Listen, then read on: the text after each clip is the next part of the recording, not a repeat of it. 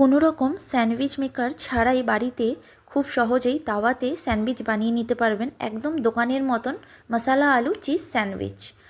আর এই স্যান্ডউইচ বানানোর জন্য প্রথমেই আমি বানিয়ে নেব আলুর মশলাটা। তার জন্য এখানে আমি গ্যাসের ফ্লেম অন করে একটা ফ্রাইং প্যান বসিয়ে দিয়েছি। আর প্যানটা গরম হতেই আমি এখানে বেশ খানিকটা রিফাইন্ড অয়েল অ্যাড করে দিয়েছি। যেই অয়েলটা গরম হয়ে গেছে এর মধ্যে আমি ফোড়নের জন্য দিয়ে দিয়েছি সর্ষে। এখানে আমি কালো সর্ষে ব্যবহার করেছি। এরপর আমি একটু ক্যাপসিকাম কুচিয়ে রেখেছিলাম সেটা দিয়ে দিলাম, আর দিয়ে দিলাম একটা পেঁয়াজ কুচি। পেঁয়াজ আর ক্যাপসিকামটা কিছুক্ষণ একটু নেড়েচেড়ে নেব। তারপরে এখানে একটা টমেটো কুচি দিয়ে দিলাম। তারপরে এখানে আমি দুটো কাঁচা লঙ্কা কুচি দিয়ে দিলাম ঝালের জন্য। আর অল্প একটু লবণ দিয়ে সমস্ত কিছু সবজি একটু নেড়েচেড়ে নিতে হবে। খুব বেশি সেদ্ধ করার প্রয়োজন নেই, হালকা একটু নেড়েচেড়ে নিতে হবে টমেটোটা যতক্ষণ না একটু নরম হয়ে যাচ্ছে। এরপর টমেটোটা নরম হয়ে যাওয়ার পর এখানে আমি মশলা অ্যাড করে দিচ্ছি। অল্প একটু হলুদ গুঁড়ো আর দিয়ে দিলাম গরম মশলা গুঁড়ো। হলুদ গুঁড়ো আর গরম মশলা গুঁড়োটা দিয়ে ভালো করে সবজির সাথে খুব ভালোভাবে মিশিয়ে নিচ্ছি এখানে।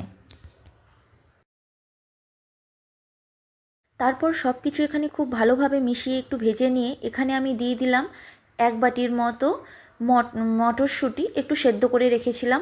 আর তারপর এখানে দিয়ে দিলাম সেদ্ধ করে রাখা আলু। আলুটা আমি প্রথমেই সেদ্ধ করে একটু ম্যাশ করে রেখেছিলাম।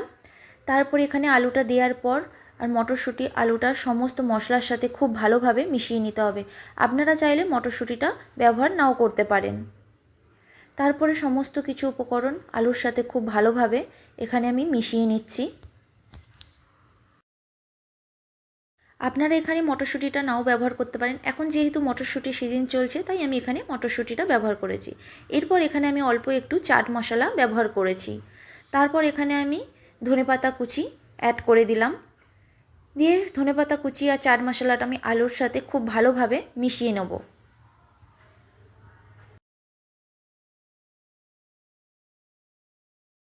সমস্ত কিছু মিশিয়ে 2 থেকে 3 মিনিটের মতো একটু নেড়েচেড়ে নিলেই এখানে আমাদের আলুর মশলা রেডি হয়ে গেছে। এইবার আমি স্যান্ডউইচ বানানোর প্রসেসে চলে যাচ্ছি। এখানে আমি স্যান্ডউইচ বানানোর জন্যই মার্কেটে স্লাইস ব্রেড পাওয়া যায়, সেটাই নিয়ে এসেছি। আপনারা যেটা পছন্দ সেটাই ব্যবহার করতে পারেন।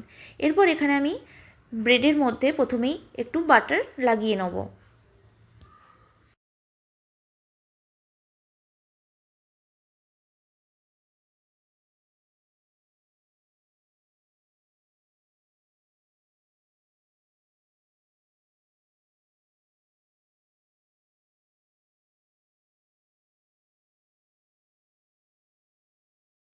আমি এখানে প্রত্যেকটা ব্রেডের মধ্যে বাটার লাগিয়ে নিয়েছি। এইবার এখানে আমি ধনেপাতার চাটনি বানিয়ে রেখেছিলাম সেটাই এখানে অ্যাড করে দিলাম। দিয়ে দুটো ব্রেডের মধ্যে আমি ধনেপাতার চাটনি একটু মাখিয়ে নিচ্ছি।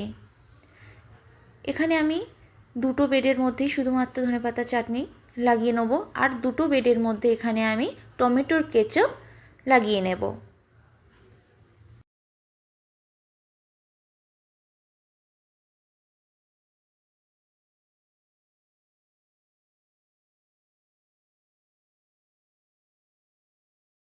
টমেটো কেচাপটা এখানে লাগিয়ে নিয়েছি। এইবার আমি ধনেপাতার চাটনিটা যেই ব্রেডের মধ্যে লাগিয়েছি তার মধ্যে এখানে আলুর মশলাটা দিয়ে দেবো।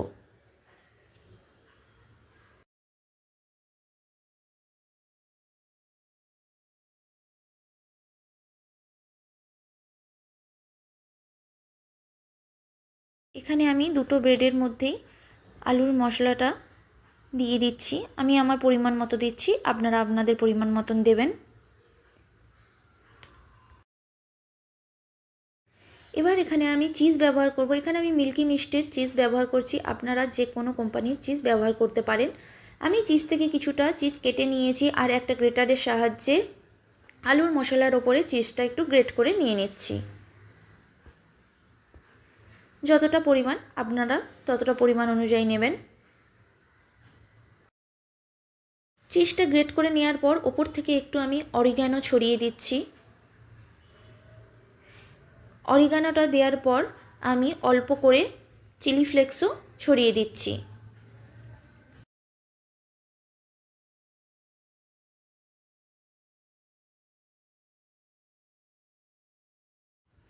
যেই ব্রেডটার মধ্যে আমি টমেটো কেচাপ এখানে লাগিয়ে রেখেছিলাম সেই ব্রেডগুলো আমি কভার করে দিচ্ছি। এইবার ব্রেডের একটা সাইডে আমি বাটার লাগিয়ে নেব।